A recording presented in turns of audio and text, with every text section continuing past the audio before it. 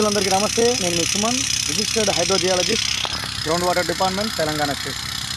నిలం సుమన్ భూగర్భ జల శాస్త్రవేత్తగా Telangana ground water డిపార్ట్మెంట్లో పనిచేస్తున్నా. మీ భూముల్లో, వ్యవసాయ భూముల్లో కావచ్చు, మీ ఇంటి దగ్గర స్థలాల్లో భూగర్భ జల అన్వేషణ చేయాలనుకుంటే మా ఫోన్ నెంబర్కి ఫోన్ చేయండి.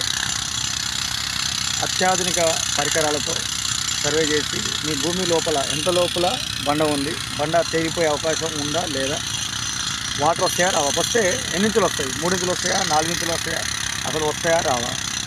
ఎక్కువగా నీటి ఎద్దడి ప్రాంతం అనేది గ్రనైట్ రాళ్ళలో ఉంటుంది. గ్రనైట్ అనేది అగ్నిశిల, అగ్ని నుండి పుడుతుంది.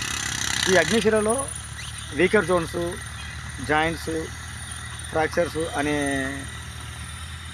కొన్ని మెటీరియల్స్ అనేవి ఉంటాయి. అంటే ఒక హార్డ్ రాక్ ఇప్పుడు ఎదురుగా అవపడుతుంది కదా, అలాంటి బండరాయిలో మనం ఇలాంటి ఇప్పుడు ఏదైతే జాయింట్స్, ఫ్రాక్చర్స్, వీకర్ జోన్స్ అని అన్నానో అలాంటివి ఉంటేనే వాటర్ నిల్వ అనేది ఉంటుంది.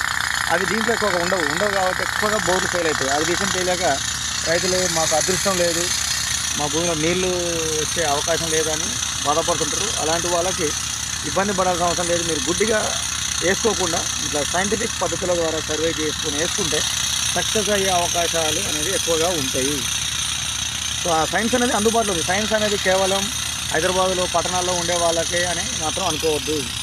సైన్స్ అనేది అందరికీ అవసరమే. ఎక్కడో చందమామ మీద ఉన్న లక్షల కిలోమీటర్ దూరంలో ఆకాశంలో ఉన్న చందమామ మీద భూగర్భ జలాలు ఉన్నాయి అని చెప్పి గుర్తించిన మన ఇండియన్ స్పేస్ రీసెర్చ్ ఆర్గనైజేషన్ వాళ్ళు, మన దేశం వాళ్ళే, మన దేశ శాస్త్రజ్ఞులే. అలాంటప్పుడు మీరెందుకు వాడుకోకూడదు?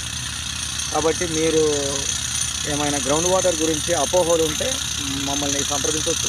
మీరు గుడ్డిగా వెళ్ళొద్దు. సైన్స్ అనేది వాడుకోవాలి, అందుబాటులో ఉంది. కాబట్టి ఇప్పుడు నా వీడియో చూస్తున్నారు, నేను ఎక్కడో ఉన్నా, నా వీడియో చూస్తున్నారు. ఇదంతా కేవలం శాటిలైట్స్ మన భూమి మీద తిరుగుతూ ఉంటాయి కాబట్టి వాటి సహాయం చేత మీ మొబైల్కి సిగ్నల్స్ సహాయంతోనే వస్తుంటాయి. కాబట్టి ఈ సదుపయోగం చేసుకోండి. సైన్స్ నమ్మండి. సైన్స్ వైపు అడుగులేయాలని కోరుకుంటూ మిస్తున్నాను.